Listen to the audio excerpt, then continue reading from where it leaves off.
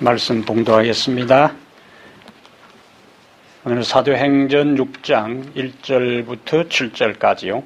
그때의 시작. 그때의 제자가 더 많아졌는데 헬라파 유대인들이 자기의 과부들이 매일의 구제에 빠짐으로 히브리파 사람을 원망하니 12사도가 모든 제자를 불러 이르되 우리가 하나님의 말씀을 제쳐놓고 접대를 일삼는 것이 마땅하지 아니하니 형제들아 너희 가운데서 성령과 지혜가 충만하여 칭찬받는 사람 7을 택하라. 우리가 이 일을 그들에게 맡기고 우리는 오로지 기도하는 일과 말씀 사역에 힘쓰리라 하니 온 무리가 이 말을 기뻐하여 믿음과 성령이 충만한 사람 스데반과 또 빌립과 브로고로와 니가로와 디몬과 하메나와 유대교에 입교했던 안디옥 사람 니골라를 택하여 사도들 앞에 세우니 사도들이 기도하고 그들에게 안수하니라. 하나님의 말씀이 점점 왕성하여 예루살렘에 있는 제자의 수가 더 심히 많아지고 허다한 제사장의 무리도 이 도에 복종하니라. 아멘. 인사를 나누겠습니다. 예수 안에 기뻐합시다.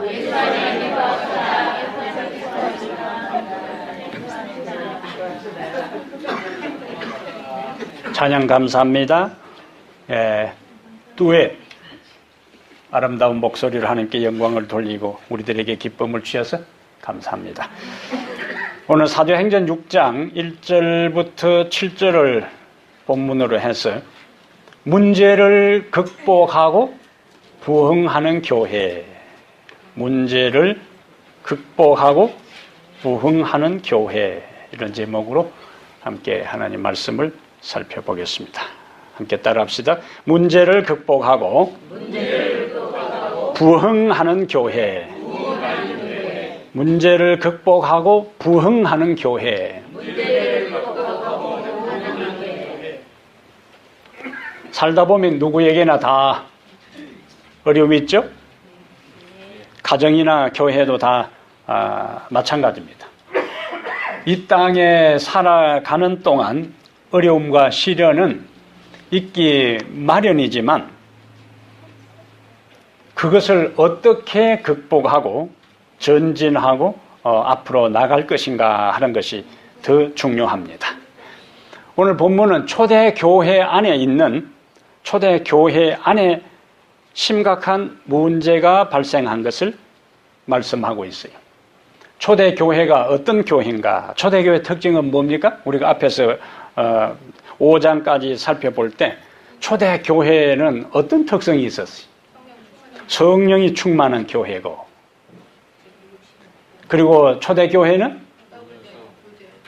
떡을 떼고 서로 교제하는, 다른 말로 하면 사랑이 넘치는 교회. 사랑이 얼마나 넘쳤는가? 자신의 전 재산을 다 팔아서 가난한 사람들을 위해서 자신의 전 재산을 다 기탁하는 일들이 일어났어요.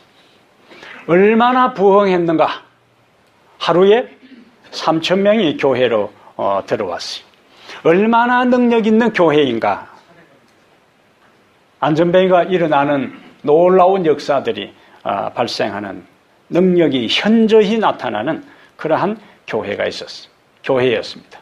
그런데 하지만 그러한 초대교회도 사랑이 넘치고 성령이 충만하고, 그리고 성도들이 뜨거운 그리스도의 사랑으로 서로 교제하고, 수많은 사람들이 날마다 교회 안으로 들어오는 그러한 능력 있는 교회에도, 오늘 이제 본문에는 그런 교회에도 문제가 있었어요.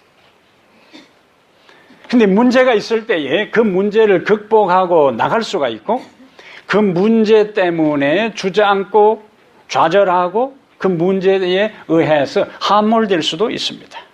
근데 오늘 제목은 문제를 극복하고, 문제를 겨우 극복하는 것으로 끝나지 않고 문제를 극복하고 부흥하는 교회.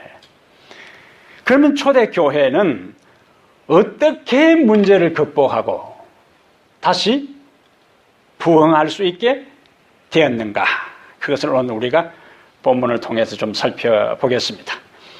1절에 보니까 그때에 제자가 더 많아졌는데 헬라파 유대인들이 자기의 과부들이 매일의 구제에 빠짐으로 히브리파 사람을 뭐 했다고요?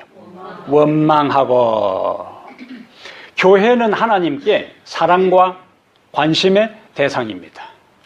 그러나 사단에게는 교회는 눈의 가시와 같은 존재예요. 그래서 각 시대마다 교회는 외부로부터 모진 박해와 핍박과 고통을 받아왔습니다. 그 배후에 누가 있는가? 사단이 있습니다. 예수님께서 하늘로 승천하신 후 그의 사명을 이어받은 제자들이 성령의 능력으로 복음을 전개했을 때에 수많은 사람들이 회심하여 교회로 몰려들었어요. 그때의 장면을 우선 한번 보세요. 앞에 2장 41절에 2장 41절 보면은 그 말을 받은 사람들은 침례를 받음에 이날에 아직 안 찾았어요? 빨리 찾아야지 지금 시간은. 자, 이날에 신도 예수가 3천이나 더하더라. 그 다음에 47절에 하나님을 찬미하며 또 온 백성에게 칭송을 받으니 주께서 구원받는 사람을 이번에는 날마다 더하게 하시니라. 또 4장 4절 가보겠습니다. 4장 4절에는 말씀을 들은 사람 중에 믿는 자가 많으니 남자의 수가 약 5천이나 되었더라. 그럼 여자들하고 어린아이들까지 보태면 어떻게 되겠어요? 이제? 어마어마하지. 그 다음에 5장 14절. 5장 14절에는 믿고 주께로 나아오는 자가 더 많으니 남녀의 큰 무리더라. 그럼 하나님은 그런 모습을 보고 기뻐하시고 사단은 이러한 장면을 보고 마음에 이제 부담을 갖지요.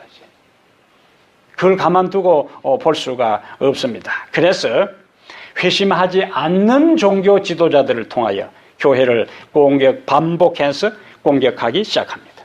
제자들, 복음을 전하는 제자들을 잡아다가 투옥하고 죽인다고 위협하고 그리고 공회에 잡아다가 신문하면서 뭐라고 이야기해요? 다시는 이후로 뭐 하지 말라고?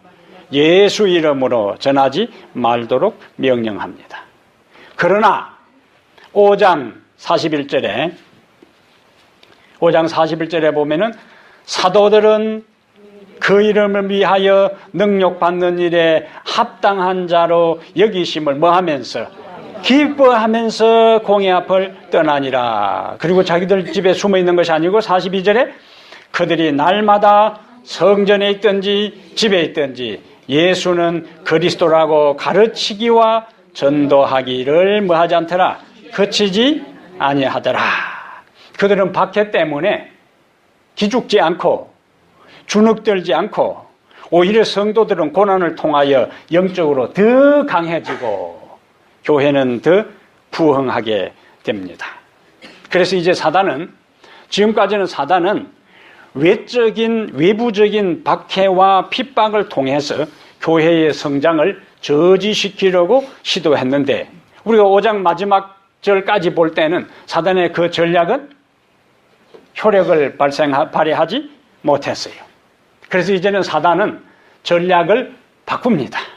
지금까지는 외부적인 박해와 공격을 통해서 교회의 성장에 그 엄청나게 부흥하는 그 템포를 차단하려고 했는데 이제는 외부적인 요인보다 내부의 문제를 일으켜서 전열을 흐트러뜨리고 능력을 약화시키기로 사탄의 회의에서 그 전략이 수립되죠.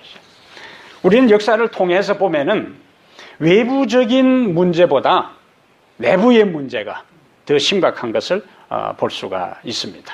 오늘 본문에는 사단이 전면에서 하는 것이 아니고 사단은 항상 배후에서 어떻게 교회를 내부적으로 분열시키는지를 오늘 본문이 이야기를 해주고 있습니다. 그래서 우리는 우리들 개인과 우리들 가정과 교회에서 일어나는 이런저런 일들에 이것이 하나님의 영의 역사인지 이것이 배후에 보이지 않는 흑암의 왕의 역사인지를 분별할 수 있는 영적 통찰력이 우리에게 필요합니다. 누가 그러한 영적 통찰력을 가질 수 있는가? 부지런히 성경을 통독하고 말씀을 암송하는 사람들에게는 내가 이렇게 하면은 안 되겠구나. 이렇게 해야 되겠구나. 이러한 모든 배후에는 하나님의 성령이 역사하는 것이 아니고 다른 영이 역사하는구나 하는 것들을 정확하게 분별하고 깨달아서 자신이 어떻게 올바르게 처신해야 될지를 알 수가 있어요. 자, 1절에 보면은 헬라파 유대인들이, 근데 그 앞에 6장 시작은 어떻게 되냐면은 그때의 제자가 더 많아졌는데 호사다마라는 말이 있어요. 좋은 일이 있으면은 안 좋은 일들이 마가 끼인다고.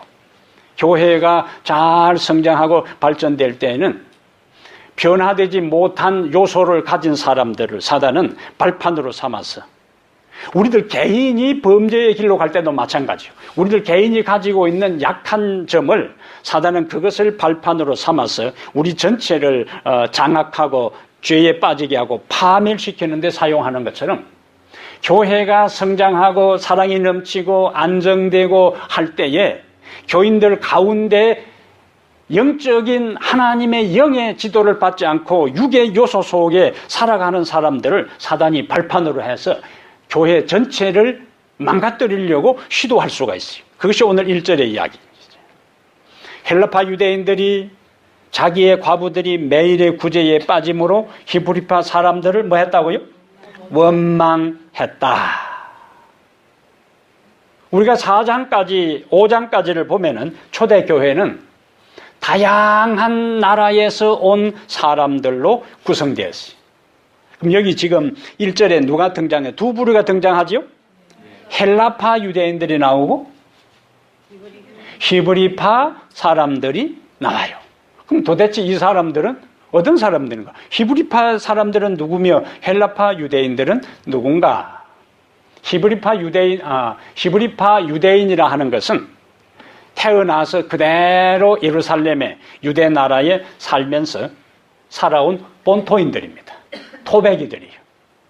그 다음에 처음에 언급한 헬라파 유대인들은 이스라엘이 우리가 아는 역사 속에서 바빌론에 의해서 망하고 아수리에 의해서 망하고 반복해서 주변 강대국들에게 침략을 받았을 때에 이 나라에 있다가는 못 살겠다 하고는 다른 나라로 이민을 떠납니다. 그것을 우리가 중국 사람은 화교라 그러고 우리 한국 사람들은 교포라 그러고 유대인들을 디아스포라라 그렇게 불러요. 그러다가 미국에 살던 사람이든지 캐나다 살던 사람들이 가끔 연세가 많아지면은 역이민으로 한국으로 돌아가는 사람들이 있어요. 여기에 나오는 헬라파 유대인들은 고향을 떠나서 헬라 배경 하에 여러 나라에 흩어져 살다가 내 마지막 인생의 뭐는 여생은 어디에서? 고국에서 보내고 6월이라도 내 고향 땅에 묻히고 싶어 귀향한 사람들이 누구라고요? 헬라파 유대인들이. 다 유대인들인데 본토에 사는 사람들과 다른 나라에 살다가 이제 인생의 마지막에 돌아온 그 사람들이. 이들이 앞에 사도행전 2장 5절에 보는 것처럼 각 나라에서 오순절에 참여하게 되고 그 다음에 오순절에 사도들을 통해서 복음을 접한 다음에 복음을 받아들입니다. 그래서 기존 예루살렘에 살고 있던 유대인들하고 그 다음에 각 나라에 흩어져 살고 있던 사람들이 귀향해서 그들이 초대교회 성도들을 이루게 돼요. 이들 중에 남편이 죽어서 도움이 필요한 과부들이 있었는데 히브리파 유대인 가부들에게는 우선적으로 구제를 해주면서 외국에서 돌아온 사람들을 등한히 하는 일들이 교회 안에서 일어나게 된 거예요. 그러니까 어떤 일이 일어났다고요? 서로 원망하는 일들이. 그래서 히브리파 유대인과 헬라파 유대인들 사이에 분열이 일어나고 갈등이 조장되기 시작한 거예요.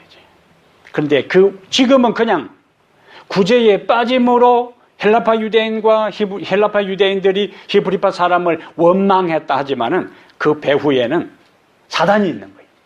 사단은 특이한 방법으로 일하지 않습니다. 우리의 일상의 삶 속에 자연적인 어떤 삶의 흐름 속에서 그 배후에서 작용해요.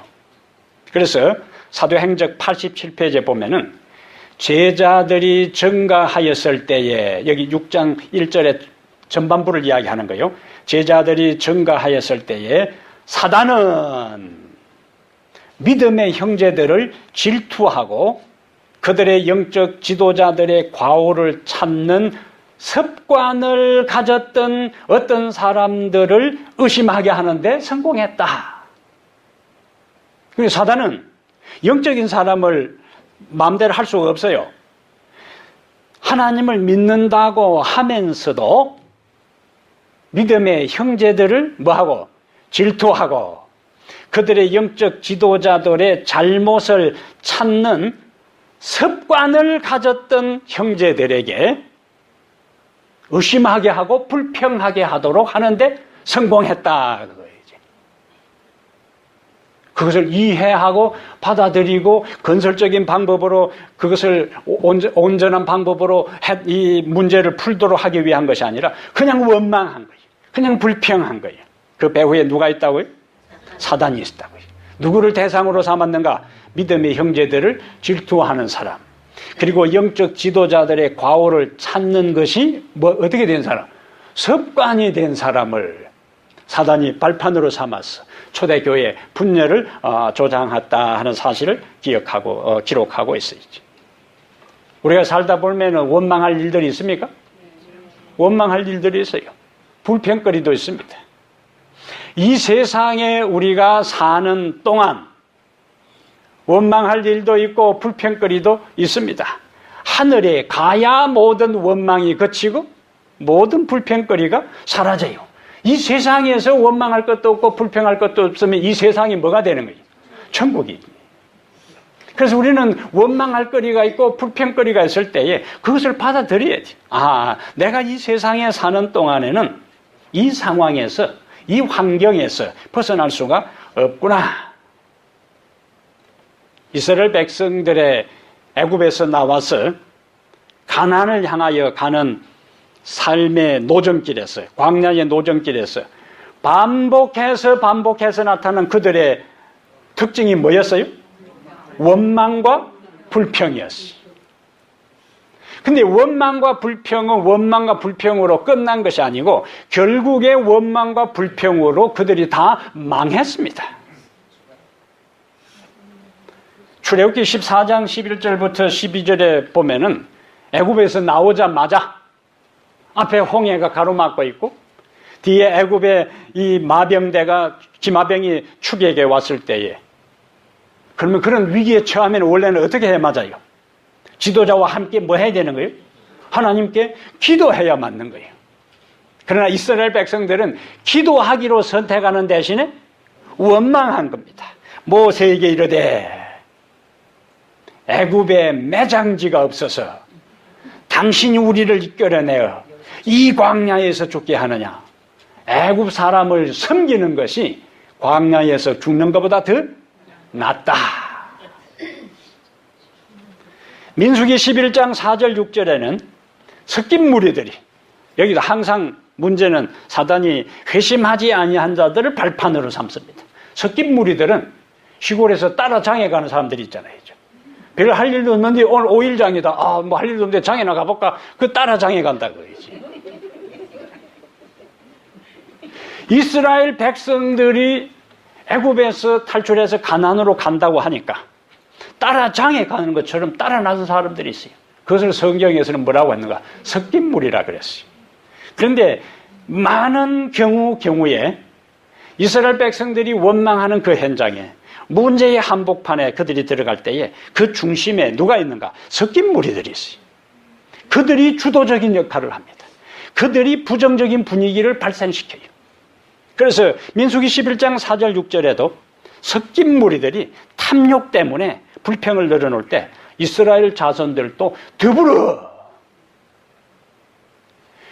섞인 무리들이 이스라엘 백성들을 따라 나왔는데 이번에는 이스라엘 백성들이 불평을 따라하기 시작했어요. 이스라엘 자손도 이렇게 했어요. 섞인 무리들이 불평할 때에 이스라엘 자손도, 원래는 어떻게 해야 되나? 불평할 때 당신들 따라 나와서 뭔 소리 하냐고, 예? 우리 분위기 망치지 말라고. 우리는 이렇게 어려워도 우리 하나님 의지하면서 살 테니까 당신 그렇게 하지 말라고 이래야 되는데, 불평하고 원망하니까 이스라엘 자손도 나와요. 이스라엘 자손도 울며 가로되, 이번엔 뭐냐? 누가 우리에게 고기를 주어 먹게 할까? 우리가 애굽에 있을 때에는 값없이 생선과 외와 수박과 부추와 파와 마늘들을 먹은 것이 생각나거늘, 이제는 우리 정력이 쇠약하되 이 만나 외에는 보이는 것이 아무것도 없도다. 맹숭맹숭 맛이 없다 그거요. 짭짤하고 달콤하고 뭐 팍팍 쏘는 맛이 있어야 되는데 날마다 똑같은 만나 먹으니까 질린다 그거라. 예? 먹는 맛이 안 난다 그거예요. 사는 것이 먹는 재미가 있는데 똑같은 거 날마다 그걸 먹으니까 그만 질린다는 이야기죠. 배가 덜 고파서 그래요. 더 굶겨야 돼. 네? 더 굶겨야 돼. 이런 사람들은 더 굶겨야 되는 거예요. 그래서 반찬 태롱하는 혹시 아들이나 남편이 있으면은 굶기세요. 민수기 13장에는 가나안 땅을 정탐하고 돌아온 10명의 부정적인 정탐꾼들이 부정적인 보고를 할 때에 갈렙과 여호수아 외에는 다 부정적인 보고를 하잖아요. 14장 가보겠어요. 민수기 14장. 여기 우리가 중요한 원리를 발견할 수가 있습니다. 민수기, 우리가 통독하는 분들은 민수기를 다 통과했습니다. 민수기를 통과했는데, 자, 거기 가서 이런 의미구나 하는 것을 우리가 좀 보겠어요. 13장에는 부정적인 보고를 한 것에 대한 내용이 나오고, 14장, 자, 14장 1절에 온 회중이 뭐 했다고? 소리를 높여 부르짖으며, 그 다음에 백성이 밤새도록 통곡하였더라. 200만 명 내지 300만이요. 그런데 온 회중이 흐느껴 오는 것도 아니고 어떻게 해요? 소리를 높여 부르짖으며 백성이 밤새도록 뭐 했다고? 통곡하니라. 대체간지. 자, 2절. 이스라엘 자손이 다 모세와 아론을 뭐하고? 원망하며, 또 온 회중이, 앞에는 다 나오고 여기는 온 회중이 그들에게 이르되, 우리가 애굽 땅에서 죽었거나 이 광야에서 죽었으면 좋았을 것을. 자, 여기 우리가 중요한 포인트가 있습니다. 말이 씨가 된다. 따라하시. 말이 씨가 된다.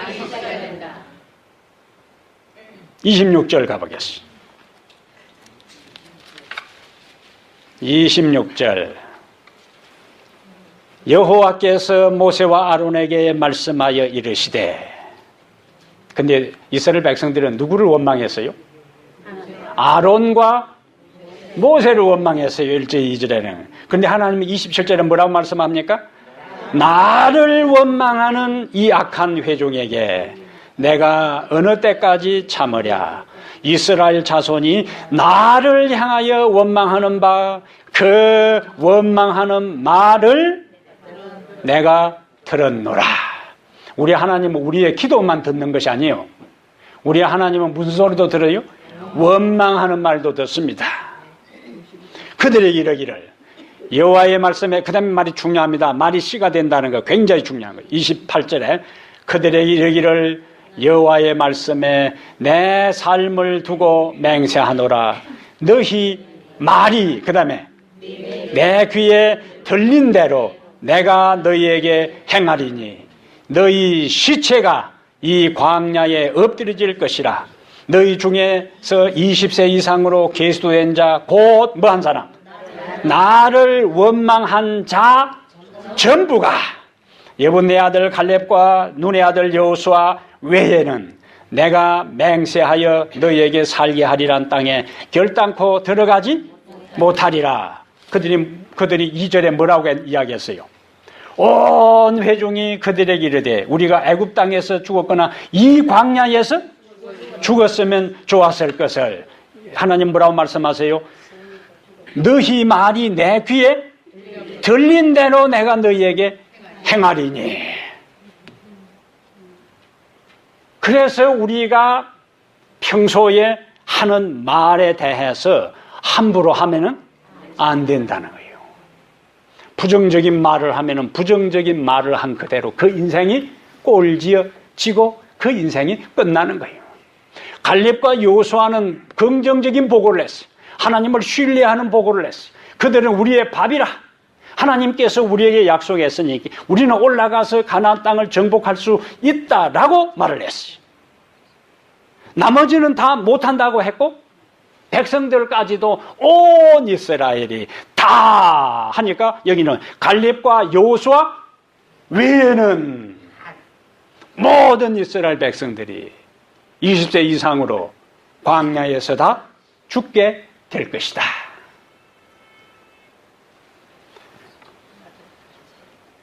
그러므로 우리는 우리가 하는 뭐에 대해서요? 말에 대해서 조심해야 합니다. 그래서 야고보는 우리 입에 작을 먹이라 그렇게 했어요. 부정적인 말을 하는 것도 습관입니다. 부정적인 생각을 하는 것도 습관이요. 말을 하고 습관이 그렇게 돼버리면 우리 뉴런, 우리 뇌신경에 부정적인 말을 하고 부정적인 행동을 하는 쪽으로 뇌신경 시냅스가 발달되는 거예요.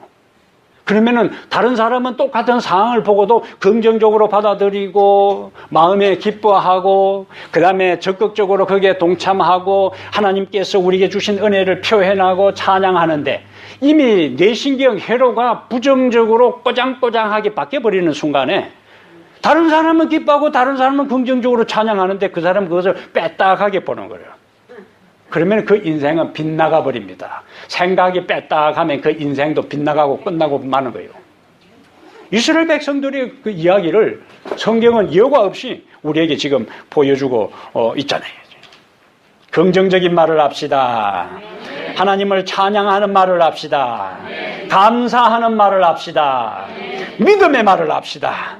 그러면은 갈렙과 여호수아가 긍정적인 말과 믿음의 말과 확신의 말과 하나님을 신뢰한 말을 했으니까 그들은 그들의 말한 대로 가나안 땅에 들어갔잖아요. 예? 그들이 말하는 바가 내 귀에 들린 대로 해준다고 했으니까 하나님을 향한 감사와 찬양과 적극적이고 긍정적인 말을 우리가 우리 속에 날마다 역사하시는 성령을 따라 그렇게 살면은 하나님께서 그렇게 우리의 인생을 마지막 매듭이 되도록 축복해 주신다는 사실을 확신하게 되기를 바랍니다. 우리가 부정적인 말을 하면은 그 부정적인 말은 내 혼자 끝나는 것이 아니고 전염되어 나가요. 우리가 앞에 살핀 것처럼 민수기 11장 4절에 섞인 무리들이 탐욕을 품었는데 이스라엘 백성도 불평하기 시작했다. 내가 긍정적인 말을 하면은 내 주변에 영파, 거룩한 생명의 기운이 감돌기 시작합니다. 내가 부정적인 생각을 하고 부정적인 말을 하게 될 때는 내 주변에 어둠의 세력이 둘러싸는 거예요. 그러면은 어둠의 세력이 둘러싸면 악령이 작용하고 이 어둠의 부정적 사단, 악한 천사들이 우리들 주변에 몰려들어요. 그러나 하나님을 향한 신뢰와 성령에 굴복하고 말씀을 묵상하고 읽고 살아가는 사람에게는 하나님의 영이 역사하니까 긍정적이고 착하고 우리를 돕고 우리를 인도하고 축복을 주기 위한 생명의 천사들이 우리를 둘러싸게 되고, 그러면은 나로 말미암아 내 주변에 그런 사람들이 몰려들고 오는 겁니다. 나가 다른 사람을 살리게 되고, 다른 사람을 격려하게 되고, 다른 사람에게 용기를 주고, 다른 사람을 일으키는 그런 사람이 바로 하나님의 영의 생명에 따라 살아가고 그 말을 하고 그런 생각을 하는 사람들을 하나님께서 그렇게 사용하는 겁니다. 불평과 원망을 그치고 감사와 찬양의 말을 하게 되는 새로운 결심이 여러분과 저의 마음속에 오늘 이 안식일 다시 한번 일어나게 되기를 축복합니다. 성령 충만한 사도들이 초대교회 목사로서 공동 목회를 합니다. 12명이 초대교회 공동 목사로서 목회를 하는데, 그들은 예수님께로부터 직접적인 훈련을 받은 사람들이 3년 반 동안이나 완전하고 완벽한 예수님을 통해서 직접적으로 교육과 훈련을 받은 사람들인데, 그들이 지금 12명이 연합해서 공동 목회를 하는데 모든 성도들을 다 100% 만족시켜 주었는가? 그러는 가운데서도 그들 가운데 뭐가 있어요? 원망하는 일들이 있었어요. 모세는 카리스마적인 지도자입니다. 하나님과 직접 대화하는 사람이, 하나님의 음성을 듣는 사람이, 하나님을 직접 만나고 직접 목격했던 사람이. 그런데 그런 모세가 이스라엘의 지도자가 되어도 그 가운데 모두가 다 모세를 따르는 것이 아니더라 그거예요. 그래서 지난 안식일날 제가 후도자 다 써내려 할 때 상당히 제가 인간적으로 실망했는데, 다시 성경을 연구하면서 모세 같은 탁월한 사람이 해도 안 따르는 사람은 안 따르는데 100%를 기대한 내가 너무 과대 기대했구나. 마음 접었습니다. 모든 사람이 다 따르는 게 아니다. 제가 착각 속에 살았어요.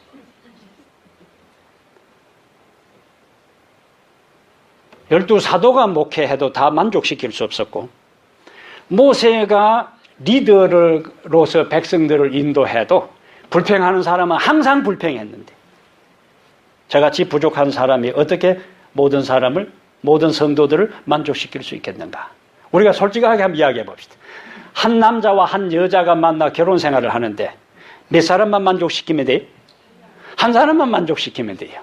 그런데 그 한 사람을 만족시키지 못해가지고 사니 못 사니, 내가 살아야 되나 말아야 되나, 예? 보따리를 싸기도 하고 옆방으로 가기도 하고 갈등을 겪기도 하고 서류에 사인을 하기도 하고, 예? 몇 사람 만족시키지 못해서요? 한 사람 만족시키지 못해서, 예?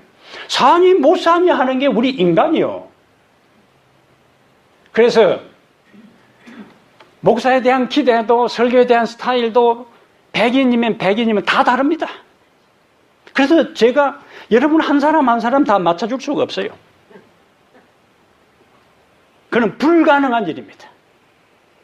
하나님도 이 세상에 사는 완전하신 하나님도 다 만족을 못 시켜줘서 문제 생기면 하나님 왜 그러냐 따지는 판에, 하나님이 살아계신 왜 그러냐고, 하나님도 너무하십니다 이러는 판에, 제가 여러분들에게 다 만족시킬 수 없음을 여러분들이 아예 받아들이고, 예? 여러분 스스로 한 남편 한 아내도 만족시켜줘 못해서 삐지고 토라지고 싸우고 다투고 하는 판인데, 그 한계를 인정하고 우리가 서로 딱 깨놓고 살아가자 그거예요. 예? 깨놓고. 예? 그래야 덜 갈등합니다. 그래야 덜 갈등하고 그대로 받아들이고, 그렇지, 우리도 한계가 있고 문제가 있구나. 그래서 그것을 보듬고 수용하면서 우리가 살아가는 거예요. 교회의 영혼 구원 사업이나 영적 프로그램에 대해서 원래 제가 착각하기는 이것은 우리를 살리는 것이고 우리를 하나님께로 더 가까이 가게 하는 일이고 내가 영적으로 예수 그리스도를 닮고 변화되는 것이기 때문에 이런 일을 내가 안 하면 되나 하고 탁 따라올 줄 알았는데, 예? 요즘 제가 착각해서 조금씩 벗어납니다. 근데 여러분, 교회 영적 프로그램이나 영혼을 구원하는 모든 일에 있어서 다 여러분 생각대로 되지 않는다 해도 목적을 담임 목사가 무엇을 염두에 두고 어떤 목적을 가지고 했을까 그 마음을 헤아리고 따라오시기를 바랍니다. 그것이 우리가 영적으로 사는 길이에요. 좀 힘들지만은 말씀을 부지런히 암송하고 좀 정신없지만은 말씀을 통독하는 그 가운데 하나님의 뜻을 분별하고 하나님의 말씀의 의미를 알고 내가 어디에 어떻게 살아야 할지 내가 어디에 서서 어디에 앉고 일어서야 하며 내가 이 시대에 어떤 목적을 가지고 살아야 할지를 말씀을 통해서 하나하나 깨우쳐 하나님께서 우리로 하여금 바른 길을 가도록 분별의 은사를 주실 것입니다. 영혼 구원 사업에 대해서도 왜 또 이름 써내려 하노? 이렇게 하지 말고 그냥 막연하게 전도하라 해가지고는 안 돼요. 한국 사람들은 돈 내기를 해야 돼요. 돈 내기. 이름을 써내고 그 사람을 생각하고 하나님께 기도하고 그 사람을 생각하면서 하나님 어떻게 접근할까요? 어떤 선물을 갖다 줄까요? 그 다음에 어떻게 마음을 열 수 있을까요? 고민하게 되는 겁니다. 고민하게. 그냥 써내라는 게 아니에요. 누가복음 15장이에요. 하늘에서 가장 기뻐하는 일이 무엇인가 하는 것을 예수님께서 누가복음 15장 7절에 이렇게 말씀했어요. 이와 같이 죄인 한 사람이 몇 사람이요? 한 사람이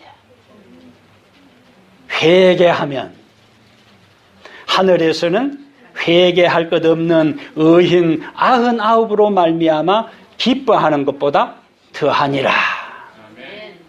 한 사람 들어오면은 하나님께서 타락하지 아니한 하늘의 모든 천사들이 그 옆에서 항상 찬양하고 순종하는 것보다 죄 가운데 빠져서 어둠의 세상 속에 있고 속절없이 절망 속에 하루하루 죽음을 향하여 나아가던 그 인생이 예수 그리스도를 받아들이고 예수 그리스도의 생명 안에 하나님의 자녀로 회복되는 그것을 하나님께서 하늘의 모든 거민들을 통해서 기뻐하고 영광을 받는 것보다 더 기뻐한다고 했으니까.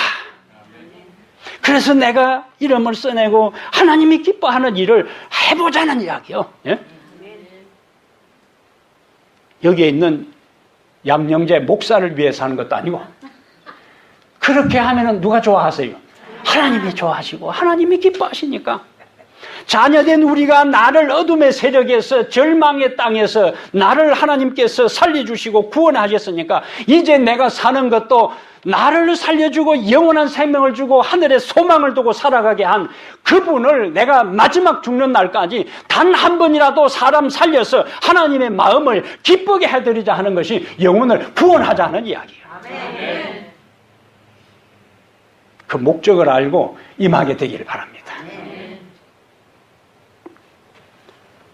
그래서 지난 안식일에 안 써오신 분들은 나중에 원래는 여기 다 다시 불러내려는데 제가 생각해보니까 안 하려고 하는 사람을 자꾸 불러내는 것도 안 되겠고 개인적으로 그 명단 써오신 분하고 여기 나오셨지만 아직 그 명단을 제출 안 한 분들 나중에 장로님에게 다 내주시길 바랍니다. 그래 제가 전체적으로 명단을 쓰고 개인적으로 제가 기도할 때 여러분들은 그 개인들을 위해 기도하고 저는 전체적인 명단을 두고 한 분 한 분 그들의 구원을 위해서 제가 기도할 수 있기 때문에 명단을 여러분들이 제출을 해 주시면 좋겠어요. 교회의 존재 이유는 5가지가 있어요. 왜 교회가 있는가? 교회 존재 이유가 몇 가지 있다고요? 5가지. 첫 번째는 예배입니다. 예배. 그래서 오늘 우리가 교회에서 하나님께 성도들이 모여서 예배하는 거예요. 그리고 예배 드리고 난 다음에 그냥 집으로 가는 것이 아니라 함께 모여 식사를 나누어요. 친교입니다. 그 다음에 우리가 안교 시간에 나누어서 말씀을 공부해요. 교육입니다. 그 다음에 마지막 2가지는 봉사입니다. 그 다음에 선교요. 이것이 교회 존재 이유입니다. 하나님께 예배드리고 성도들 사이에 서로 친교하고 어떻게 살아야 할 것을 교육하고 그 다음에 그것을 배운 대로 봉사하고 그 다음에 선교하고 이것이 교회 존재 이유요. 타코마 교회가 이곳에 존재하는 이유입니다.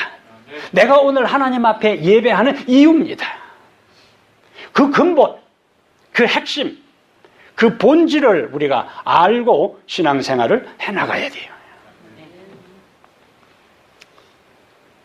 야고보 5장 9절에 형제들아 서로 원망하지 말라.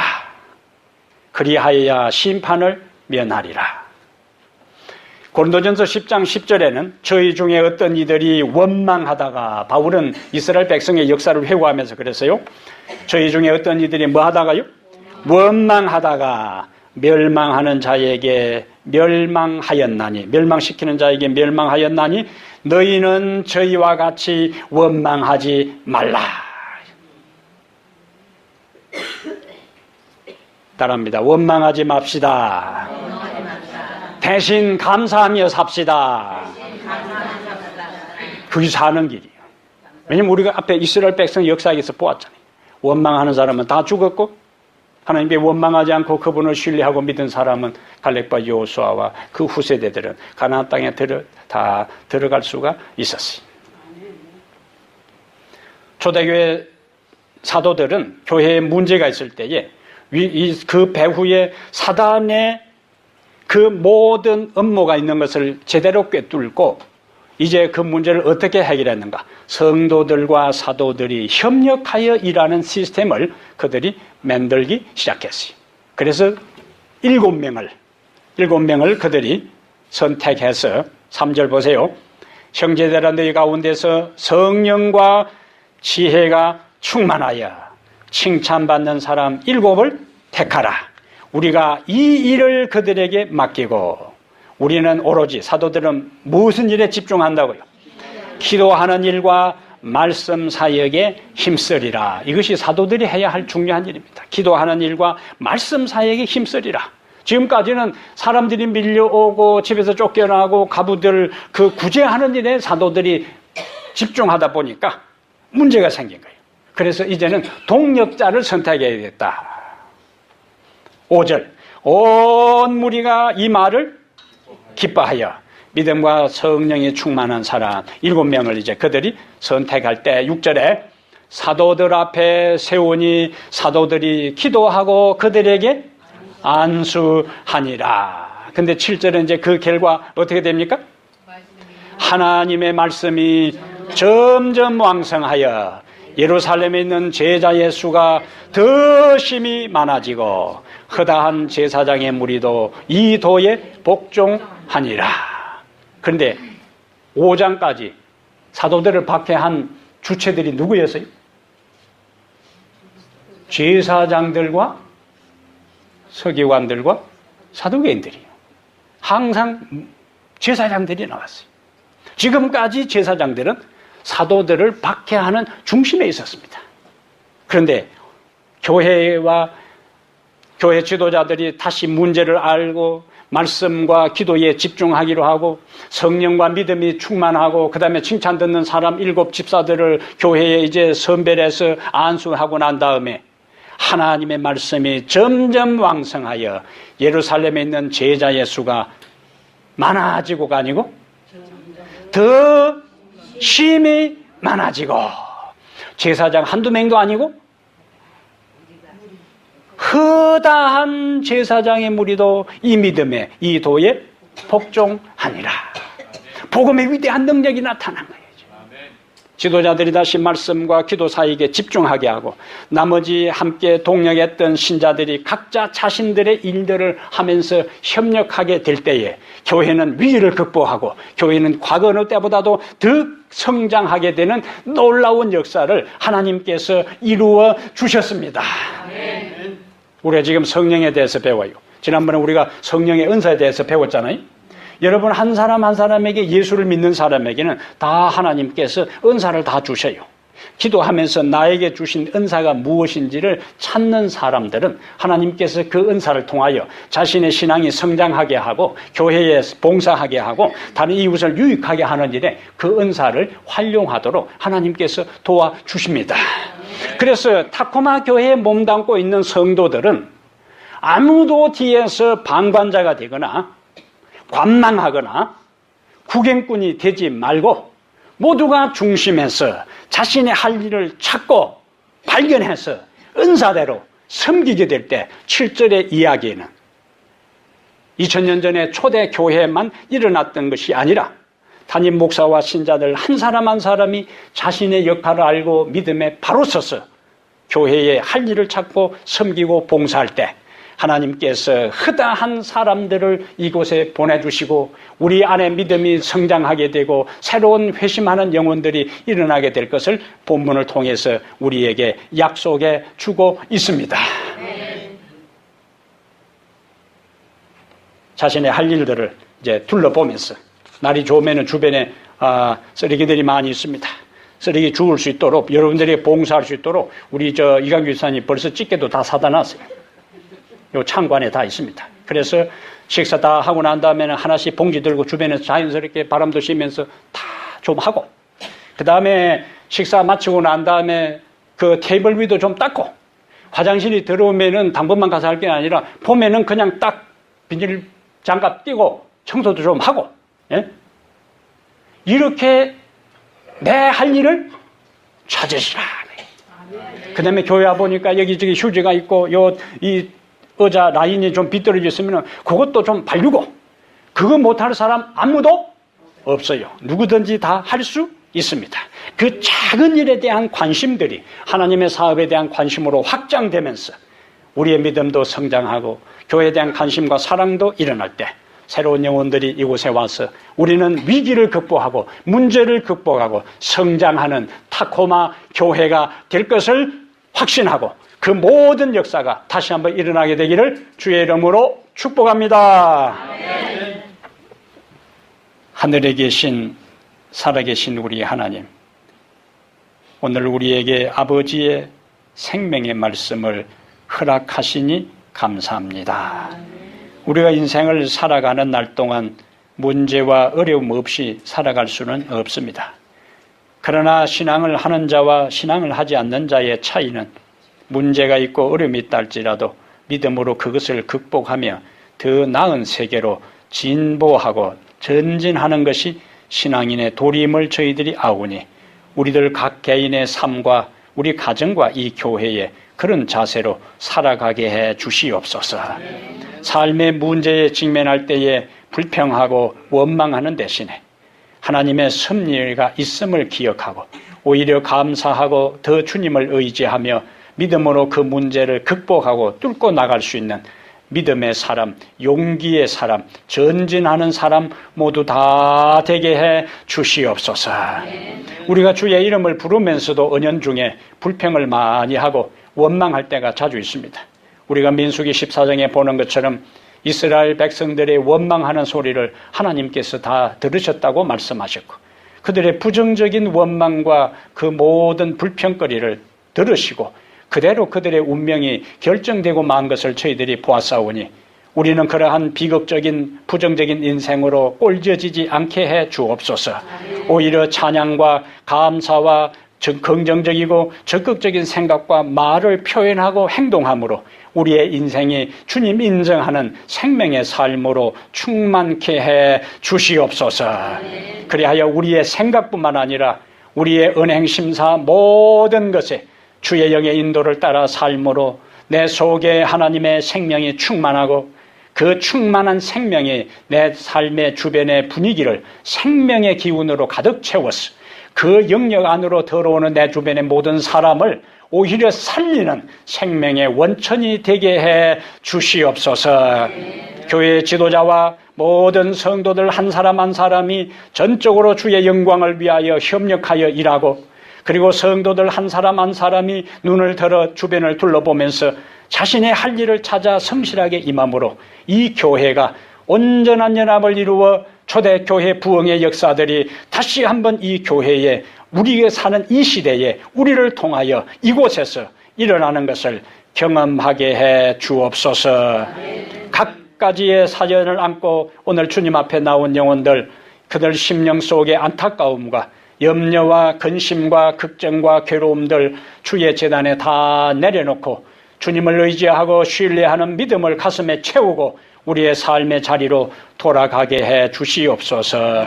이제는 우리 주 예수 그리스도의 은혜와 하나님 아버지의 무한하신 은혜와 성령의 감화감동 내주 충만한 역사가 이 자리 머리 숙여서 모든 문제를 극복하고 앞으로 전진하기로 결심한 성도들 머리 위에 영원토록 함께 있을지어다. 아멘.